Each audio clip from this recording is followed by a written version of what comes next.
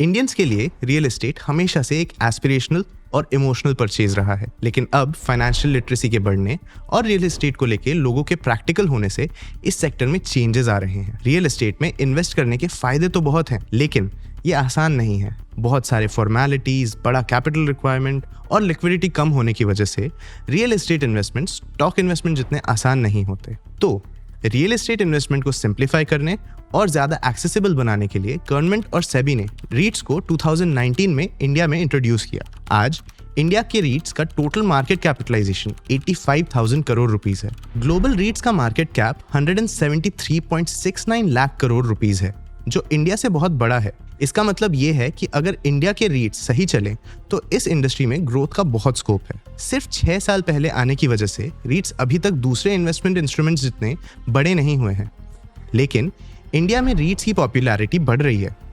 ज्यादा लोग इस इन्वेस्टमेंट अपॉर्चुनिटी के बारे में क्यूरियस हो रहे हैं, तो हमने सोचा कि रीट्स के बारे में कुछ रिसर्च करके आपको समझाएं कि ये होता क्या है। इस वीडियो में हम ये जानेंगे कि रीट्स क्या हैं और कैसे काम करते हैं। फिर हम ग्लोबली रीट्स की हिस्ट्री के बारे में बात करेंगे। फिर हम ये देखेंगे कि इंडिया में कौन से रीट्स हैं और आखिर में देखेंगे कि इंडिया में रीट्स के चैलेंजेस और फ्यूचर पोटेंशियल क्या है। हमने इस वीडियो में कुछ इंटरेस्टिंग डेटा पॉइंट्स और चार्ट्स भी ऐड किए हैं, तो पेन एंड पेपर लेके बैठ जाइए और नोट्स बनाने के लिए रेडी हो जाइए। चलिए शुरू करते हैं। सबसे पहले समझते हैं कि रियल एस्टेट इन्वेस्टमेंट ट्रस्ट्स या रीट्स होते क्या हैं।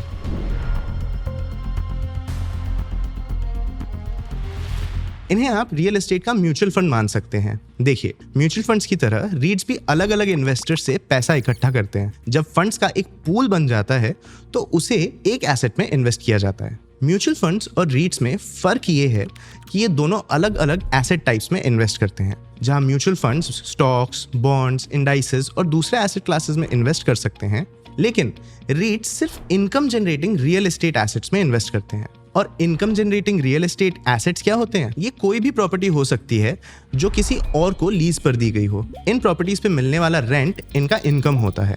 ये इनकम यूनिट होल्डर्स या उन लोगों में बांट दिया जाता है जिन्होंने रीट्स में इन्वेस्ट किया है। इस रेंटल इनकम से जुड़ा हुआ रीट्स पे एक रूल भी है। इंडिया में रीट्स को मिलने वाले रेंट का 90% उन्हें अपने यूनिट होल्डर्स में बांट देना जरूरी होता है। एक और चीज जो रीट्स को म्यूचुअल फंड्स के जैसा बनाता है वो ये है कि इन्वेस्टर्स को यूनिट्स असाइन किए जाते हैं। ये यूनिट्स उनके रीट्स में इन्वेस्टमेंट को रिप्रेजेंट करते हैं। रीट्स को म्यूचुअल फंड से कंपेयर करना उनके बेसिक फंक्शन को समझाने का एक अच्छा तरीका है, लेकिन उनका ऑपरेशन काफी ज्यादा इलैबोरेट होता है। चलिए देखते हैं कि रीट्स एग्जैक्टली कैसे काम करते हैं। रीट्स में काम करने वाले अलग अलग एंटिटीज को ब्रेक डाउन करते हैं ताकि हम ये बेहतर समझ पाए कि ये एग्जैक्टली ऑपरेट कैसे करते हैं। सबसे पहले आते हैं यूनिट होल्डर्स। इसमें आप और मुझ जैसे लोग शामिल होते हैं।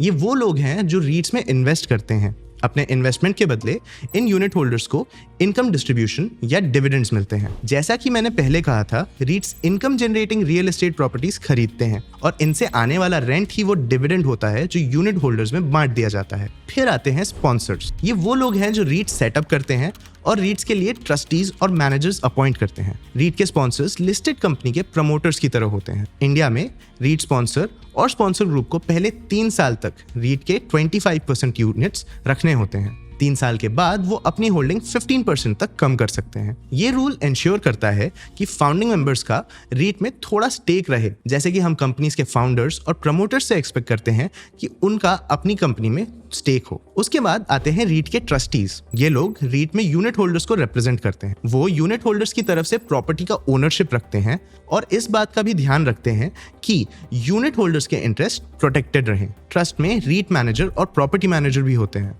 रीट मैनेजर डिसाइड करता है कि रीट किस प्रॉपर्टी में इन्वेस्ट करेगा। ये प्रॉपर रिपोर्टिंग भी इंश्योर करते हैं और ट्रस्ट को दूसरे मैनेजरियल सर्विसेज भी देते हैं। दूसरी तरफ प्रॉपर्टी मैनेजर रीट्स के खरीदे हुए प्रॉपर्टीज के मेंटेनेंस का ध्यान रखते हैं। इंडिया में रीट्स के अलावा इनविट्स या इंफ्रास्ट्रक्चर इन्वेस्टमेंट ट्रस्ट भी हैं। इनविट्स अपने स्ट्रक्चर और ऑपरेशंस में रीट्स जैसे होते हैं। फर्क सिर्फ इस बात का है कि वो कौन से प्रॉपर्टीज में इन्वेस्ट करते हैं। रीट्स ऑफिस जैसे कमर्शियल प्रॉपर्टीज और मॉल्स और शॉपिंग कॉम्प्लेक्सेस जैसे रिटेल प्रॉपर्टीज में इन्वेस्ट करते हैं।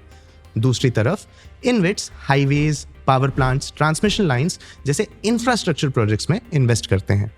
ग्लोबली रीट्स और इनविट्स में कोई डिफरेंस नहीं होता। ये डिस्टिंक्शन सिर्फ इंडिया में देखा गया है। ये तो था इंडिया के रीट्स का स्ट्रक्चर। अब जाहिर है कि अगला सवाल ये होगा कि इनका परफॉर्मेंस कैसा रहा है, लेकिन इसे बेहतर समझने के लिए हमें पहले जरा रीट्स की हिस्ट्री समझनी होगी। दुनिया का पहला रीट अमेरिका में 1960 में प्रेसिडेंट ड्वाइट डी आइजनहावर ने इंट्रोड्यूस किया था। तब से रीट्स यूएस फाइनेंशियल मार्केट्स में बहुत बढ़ चुके हैं। Brookfield India real estate trust के एमडी एंड सीईओ आलोक अग्रवाल और के Raheja Corp investment managers private limited के सीएफओ प्रीति छेड़ा के साथ एक रीसेंट इंटरव्यू में हमने जाना कि यूएस में लिस्टेड रियल एस्टेट मार्केट में 95% से ज़्यादा रीट्स हैं। इसका मतलब है कि यूएस में लगभग हर रियल एस्टेट कंपनी एक रीट है। इंडिया में सिचुएशन काफ़ी अलग है। यूएस के 95% के मुकाबले इंडिया के लिस्टेड रियल एस्टेट मार्केट का सिर्फ 12% रीट्स हैं। मार्केट कैपिटलाइजेशन के हिसाब से इंडिया में रीट्स की टोटल वैल्यू बहुत कम है। इंडिया में लिस्टेड रियल एस्टेट प्लेयर्स के टोटल मार्केट कैपिटलाइजेशन का सिर्फ 13.7% रीट्स हैं। मैच्योर मार्केट्स में लिस्टेड रियल एस्टेट प्लेयर्स के मार्केट कैपिटलाइजेशन का एक बड़ा हिस्सा रीट्स हैं। यूएस में ये 98.9% है, ऑस्ट्रेलिया में 94.8% और यूके में 92.5%। इस कम पेनिट्रेशन के बावजूद इंडिया में रीट्स का परफॉर्मेंस खराब नहीं है। चलिए इंडिया के रीट्स के रिटर्न्स के कुछ नंबर्स डिस्कस करते हैं। आज तक रीट्स ने 16,800 करोड़ रुपीस के डिविडेंड्स डिस्ट्रीब्यूट किए हैं। ये पूरे निफ्टी रियल्टी इंडेक्स के डिस्ट्रीब्यूट किए हुए डिविडेंड से ज्यादा है। इंडिविजुअली इंडियन रीट्स ने एक साल में 9% से 22% के रिटर्न्स जनरेट किए हैं। इंडिया में 4 रीट्स हैं। इनमें से एम्बेसी ऑफिस पार्क्स, माइंडस्पेस और Brookfield real estate trust office spaces में है, जिसका मतलब है कि वो प्रॉपर्टीज खरीदते हैं और उन्हें ऑफिसेज और शेयर्ड वर्किंग स्पेसेस को लीज पर देते हैं। चौथा रीट नेक्सस सेलेक्ट ट्रस्ट है, जो रिटेल रियल एस्टेट में है, जिसका मतलब है कि वो मॉल्स और शॉपिंग कॉम्प्लेक्सेस और दूसरे बिजनेसेस को प्रॉपर्टीज लीज करता है। इस चार्ट में आप सारे लिस्टेड रीट्स के 1, 3 और 5 साल के रिटर्न्स देख सकते हैं। ये रीट्स इंडिया के 14 स्टेट्स में मौजूद हैं, जो 124.6 मिलियन स्क्वायर फीट कवर करते हैं। इन 14 में से टॉप 5 स्टेट्स टोटल इन्वेंट्री का 83% से ज्यादा ऑक्यूपाई करते हैं। जैसे जैसे इंडिया प्रोग्रेस करेगा, ये शेयर डाइल्यूट हो सकता है, क्योंकि ज्यादा स्टेट्स ऐसे प्रॉपर्टीज डेवलप करना शुरू करेंगे जिनमें रीट्स इन्वेस्ट और मैनेज करेंगे।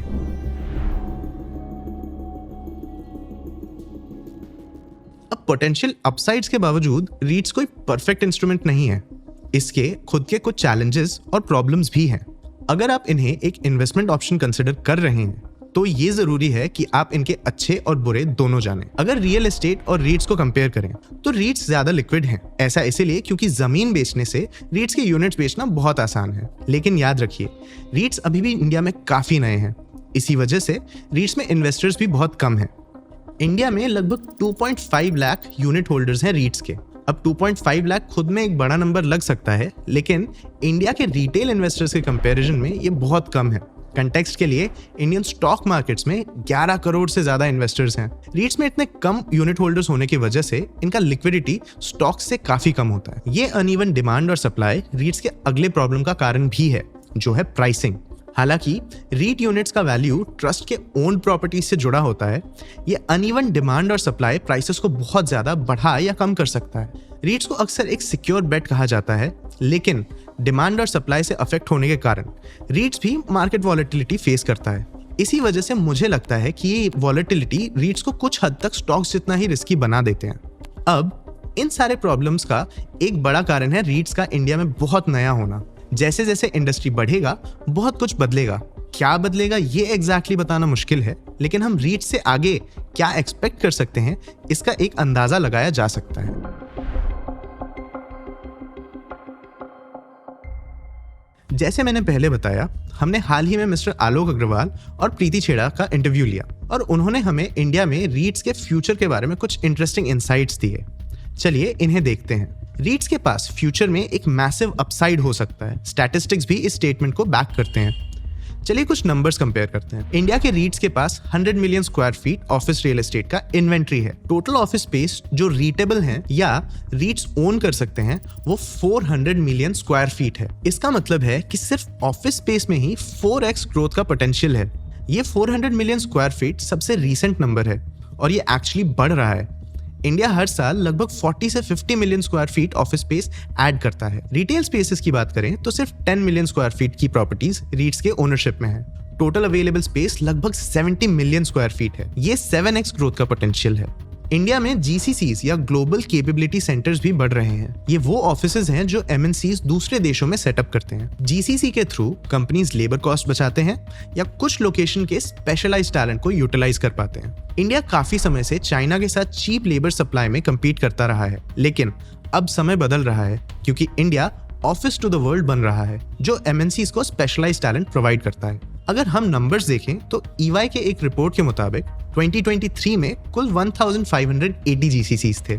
उसी रिपोर्ट के मुताबिक ये नंबर 2030 तक 2400 GCCs तक पहुंच सकता है। ये GCCs और कई नए ऑफिसेज अक्सर रेंटेड प्रॉपर्टीज में ऑपरेट करते हैं क्योंकि प्रॉपर्टी ओन करना और मैनेज करना एक हैसल हो सकता है। जैसे जैसे इन GCCs के नंबर बढ़ेंगे, रेंटेड ऑफिस स्पेसेस की जरूरत भी फ्यूचर में बढ़ सकती है, जो रीट्स को ग्रो करने का एक मौका देंगे।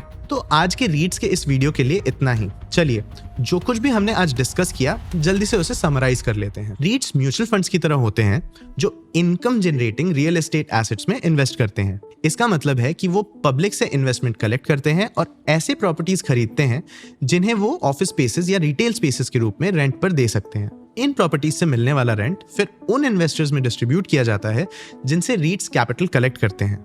रीट्स में 4 मेजर पार्टीज होते हैं। इनमें शामिल होते हैं यूनिट होल्डर्स, जो आप और मेरे जैसे इन्वेस्टर्स होते हैं जो रीट्स के यूनिट खरीदते हैं और उनमें इन्वेस्ट करते हैं। फिर आते हैं स्पॉन्सर्स, जिन्हें एक लिस्टेड कंपनी के प्रमोटर्स से कंपेयर किया जा सकता है। वो रीट्स बनाते हैं और उसमें एक बड़ा स्टेक रखते हैं।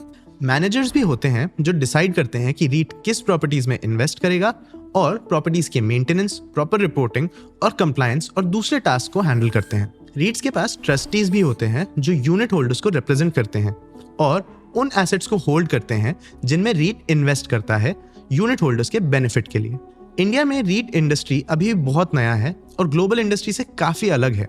US, UK और ऑस्ट्रेलिया के मैच्योर मार्केट्स में लिस्टेड रियल एस्टेट स्पेस में काफी सारे रीट्स हैं। इन मैच्योर मार्केट्स में मार्केट कैपिटलाइजेशन भी बहुत ज्यादा है। इन मार्केट्स में लिस्टेड रियल एस्टेट सेगमेंट में रीट्स का मार्केट कैप 90% से ज्यादा है।